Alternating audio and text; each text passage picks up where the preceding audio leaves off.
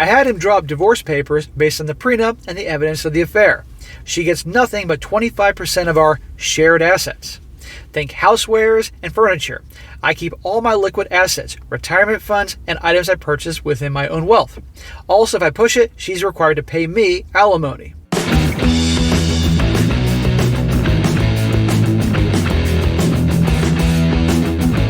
Welcome back to They Did What? Your source for the internet's craziest, most entertaining stories, where I go over them, analyze them, and most certainly make fun of them. Today, I'm going to be doing a very big update to a very popular video I did right before Christmas, which was titled, Terminal Man Discovers Wife is Cheating and Spends Final Days Making Sure She Doesn't Get His Money. And a big shout out to Chris for sending me this update. Really appreciate that, because I got so many stories in circulation, it's hard to see when there's updates and all that. So definitely let me know, guys, whenever you see an update to a video I've covered. As a quick recap, guys, that's the story about the guy who found out right before Christmas that I believe it's pancreatic cancer, the highest stage, and he has less than a year to live. And it was going to be his last Christmas. The same day that he finds this out, he finds out that his wife's cheating on him, having a full-blown affair, I forget how long, and again, these things happen in threes, with one of his business partners on a nonprofit he's a part of. Or he's a part of a nonprofit, but he's also a business partner with this guy. Yeah, real nice. And upon taking it all in, decides, you know what? Christmas is in a few days. I'm going to see the kids, the grandkids. I don't want this shit to ruin it. So he bottled it all up, kept his cool, and was going to plan a great Christmas with his family, see him one last time, all that. And meanwhile, got things rolling with the divorce. And this is also a very, very wealthy guy. He's done very well through life, tons of money. And the woman he's married to is actually not the mother of his children. They got together after he had kids. So fortunately, his children, which are a big part of the story, is not going to have an impact. She's just their stepmother. And the stepmother is also money, too, from money she inherited, but doesn't come close in any way to what he has. And so he was making it clear he's going to do everything he can to make sure she can't get, or at least as little as possible of his money. And he handled it like a boss, as you all recall, keeping his cool during the holidays and all that. Now we're on to the big update here, which is a series of updates of how things went during the holidays, when he told the kids, his plans behind this thing, everything, up to the point we're going to get to, not today, but another time, of confronting the piece of crap wife. And it's definitely a very good one here. So, picking things up where I left off, he says, mission accomplished. We had a great drama-free holiday week. I made it to 2023. I apologize to anybody in advance. I find humor about my condition helps me. I'm finding I'm being a bit selfish currently. All the participants dispersed yesterday afternoon. I only have a few updates because I'm not going to talk about my week with my family. That is for me to cherish. Observations about the wayward wife and this week. I honestly think this is the first time she's stepped out. Being with all of us this whole week seems to take a toll on her. It's funny how when you know something, a person's actions make more sense. She was secretive about her phone. She stepped out of our family gathering to get some air quite a few times.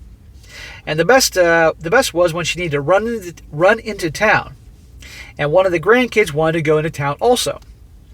The gymnastics she did to not take the grandkid. I have to admit that I kind of play with it by asking why not. So the affair is continuing, with me now retired, and she's asking me about my plans for the day or the week. So I go ahead and tell her, and then ask her what her plans are. Later this week, I will suggest we meet up for lunch due to me being in the same area as her on our plans, just to F with her. I guess it was true. Someone said in another post, unpredictability is the cheater's worst enemy. I love that. It's amazing how old school masculine strength this guy has to keep it all inside, let his plan unfold, and he's just having fun messing with her plans, and he's watching her just scramble to get out and see her lover and all that. This guy's handling it like a boss. This morning, I met up with my lawyer. I made decisions and asked him to draw up papers. I replaced my temporary will with my new permanent will. This has been signed and should not have to change again. In preparation for all the hell breaking loose, I had him drop divorce papers based on the prenup and the evidence of the affair. She gets nothing but 25% of our shared assets. Think housewares and furniture. I keep all my liquid assets, retirement funds, and items I purchase with my own wealth. Also, if I push it, she is required to pay alimony. She's going to pay alimony. This guy is loaded. And she's going to pay alimony because I guess I believe, if I recall, he's retired. Guy's freaking loaded, but he volunteers at a nonprofit, but I believe she works, so technically she has to pay him alimony. And recall, she doesn't know about him being terminally ill just yet. Not that she'd care. I signed them and have a packet created with all the evidence of the affair. I'm holding this in case I want to use it. I sold my loan to the trust. I will allow the trustees to convert it to shares in AP's company, Affair Partners Company. Speaking of the trust, I decide how I want it managed. I will drop myself to a 1% trustee. The twins will get the majority of the trusteeship. The 4 grandkids will make up the rest. All of the grandkids' proxies will be Sarah and Steve. As each turns 24, the kids' trusteeship will move from Sarah and Steve to the grandkid. If a fraction is left over, Sarah gets the extra share /vote /value. I plan a meeting with the kids, Sarah and Steve, for next week. I plan telling them everything then. They have to sign the documents, and they will want to know why I'm doing this as well. So when it's all done, my personal value will be my liquid assets, personal property, and the money from the Affair Partners loan. So in the worst case scenario, Jane will get very little compared to the assets and value in the trust. In the next couple weeks, I will disperse the few personal items I want to go to the kids and grandkids. Those are already at a safe location where my lawyer has access. I love it. Rearrange things with the trust, kids, grandkids, so good old Jane, his soon-to-be ex-wife, can't touch it. And obviously he will have some assets, but you get the point. Some of you commented on my health. Well, if it was not clear, I'm not fighting this. I'm letting nature take its course, so I have no ill side effects from any treatments. I did not notice this week I was more easily tired out. My family noticed as well. I played off as the old man getting old. I still had the cough. The cough was what started it all. It was my tumors in the lung that led to all the diagnosis. I just played that as a lingering COVID cough. I expect to go downhill pretty fast once other issues pop up. By that time, everyone will know. And thank you all for your well wishes on that aspect. Yeah, I do wish this guy well. I gotta tell you guys that this was me, and hopefully in a very, very long time from now, if I'm like 90 years old or something, and I lived a great life and I'm at peace, wherever I'm doing. If I find out that I'm terminal and it's either go on medication and live another year, but side effects and all that stuff, or I get 5 months and I'll have to be on the medication and go through all that, and as you can imagine, I'll take the 5 months. Let me handle all my affairs, say my goodbyes, travel, then I'm done. He says, I'm planning to spend time with my family. A large trip with all the different obligations will be tough. That reason is why this week was so important to me. It was the last time I could be with all of them for an extended amount of time. I'm thinking of a small trip for myself. We will see. I do plan on spending a day one-on-one with each child and grandchild. That is my next goal. That's great. It's his life. I mean, it's going to be over soon. His number will be up, and he knows it. So he can do whatever the hell he wants to do. But obviously, he's taking care of business first. He says, the letters are not done. Those are very difficult. I will let you all know how the meeting goes next week. Best to you all. Now, on to the next update. And this next update, actually, this will be a little intermission from his story where he decided to give some life advice from an older gentleman who's been very successful. And I thought I might as well read it because it was there. And it was very, very good. Things I completely agree with. So I'll just read this real quick. He said, I just had all the grandkids all day at the farm. I'm worn out. They are now off doing their own thing. I'm spending a bit of quiet time with a bourbon and a cigar. I quit the cigars in my 20s, but what do I have to lose now? Anyway, in a comment, I was asked if I could give any advice. Well, I've been thinking about that. I decided that I will jot some of my thoughts down. I will just put this in a profile, blah, blah, blah, blah, blah. He says, I will preface this post to start this. At some point, everyone is full of shit. I've had my fair share of moments where I was wrong, and most likely the same sometimes a big jackass. Some of the things I might say here may seem like cliche, but hey, it's just how I roll. He says, be aware this is just a stream of thoughts, so if they seem a bit disjointed, be aware I'm just talking. I do hope the kids and grandkids read this at some time. And if you're reading this now, I love you all, and you've been the best part of my life. Now on to his wisdom from an older guy who's about to pass away. And he says, Control of others of the world is a fallacy. You cannot control anything or anyone except yourself. You are responsible for your own self.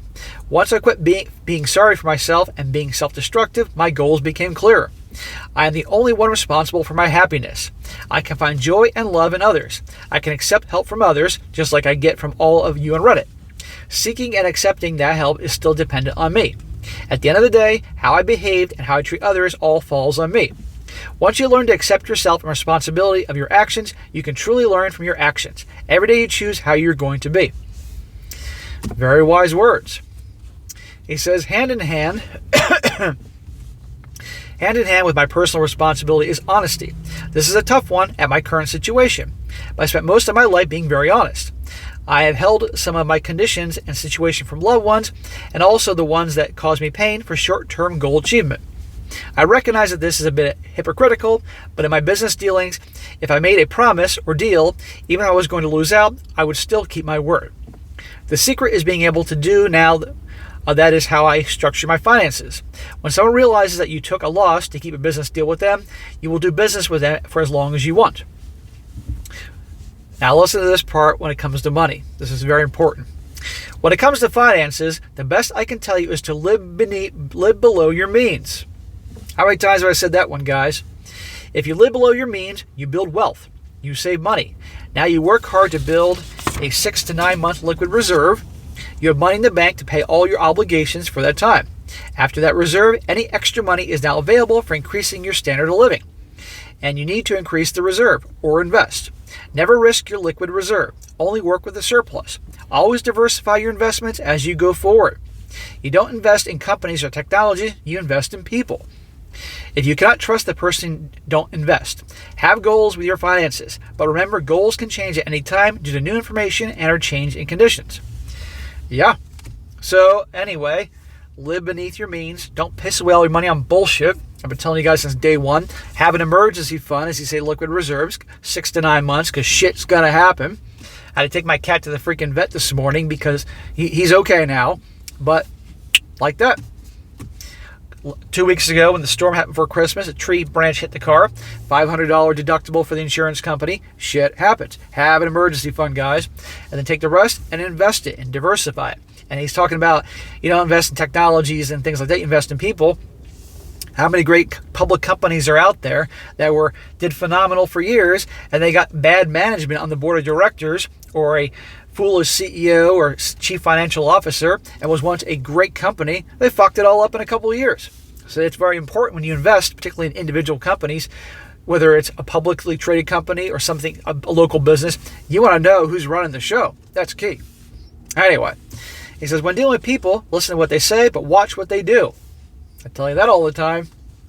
If what they say and what they do differ, believe their actions. If your business partner talks you up but cheats on their spouse, guess what? They're going to cheat on you and the investment. Okay, that is enough ramblings for now. I will add more later. Very wise words. Some of you may have fast forwarded this part, but I thought it was very important life lessons from a guy who's not going to be here in a year.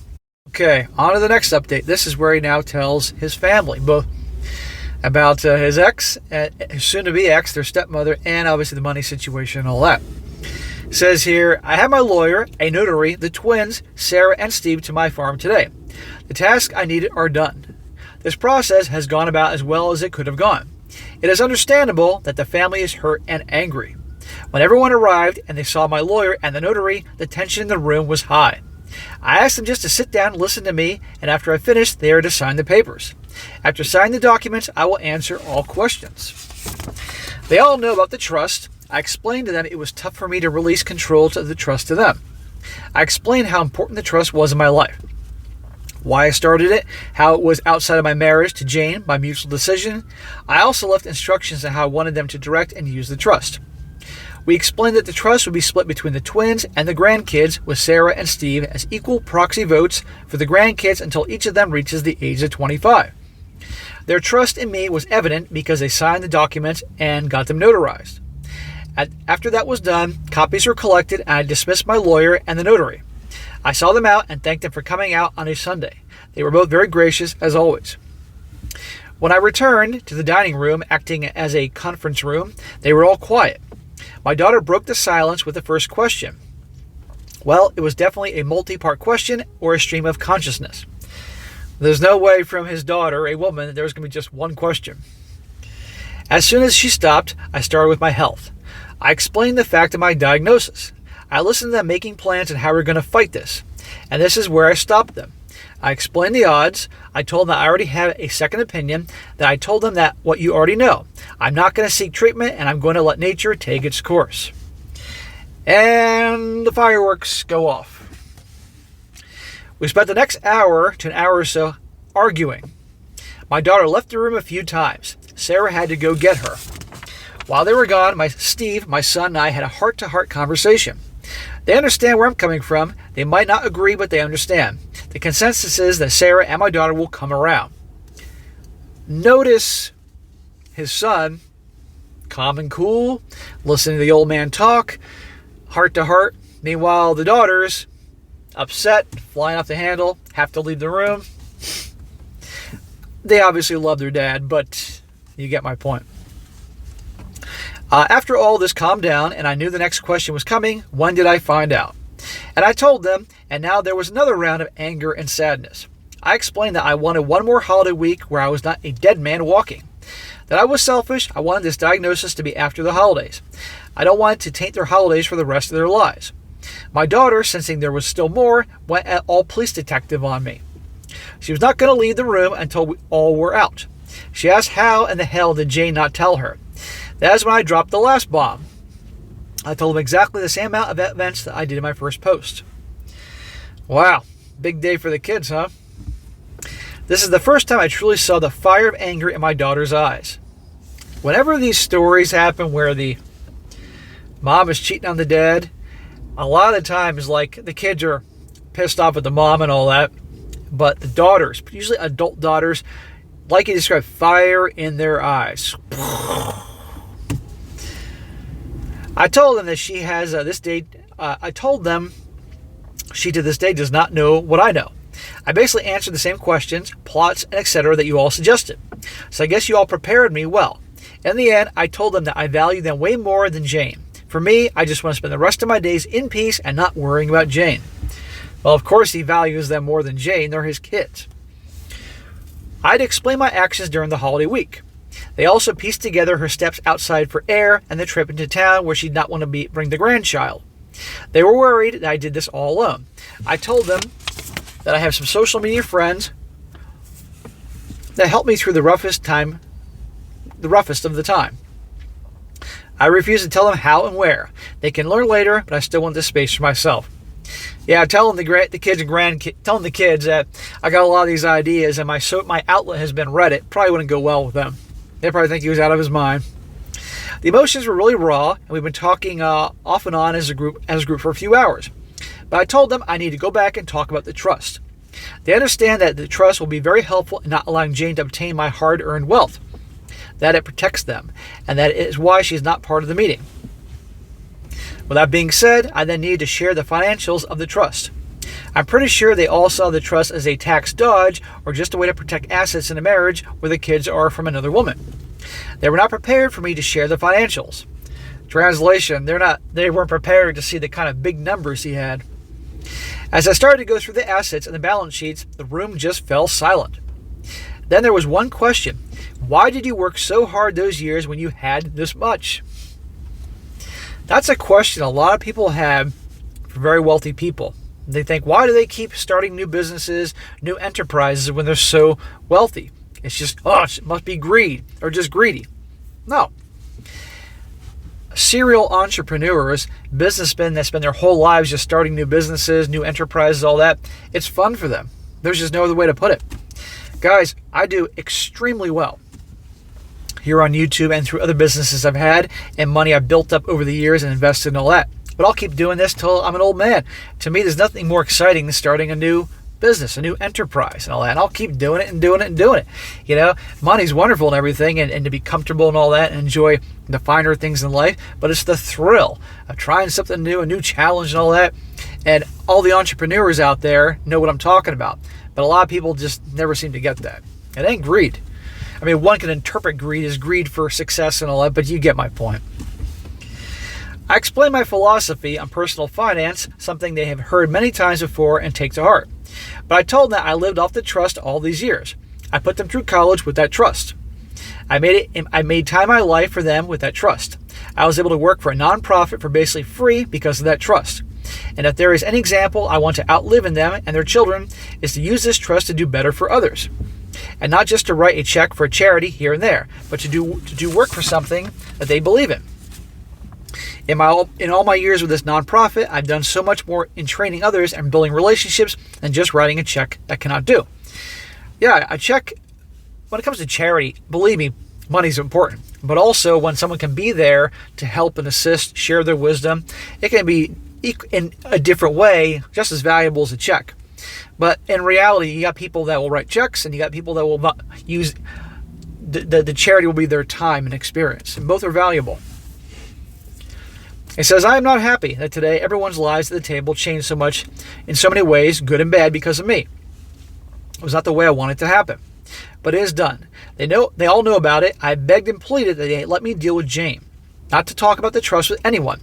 We will run as the status quo for now. When I get sicker, things will change. And they have all agreed. We spent the next few hours making a meal, talking, crying, laughing, and breaking into smaller groups. They all left about an hour ago. But I expect the twins to come back. I know they will let their spouses in on what's going on. That is just the way they are. And I love my 2 in-law children very much. Okay, it wasn't going to be easy. That's for sure. All this news and information. But, it's done. I knew that last night was my last quiet night. I feel a weight lifted but replaced with another weight of worry.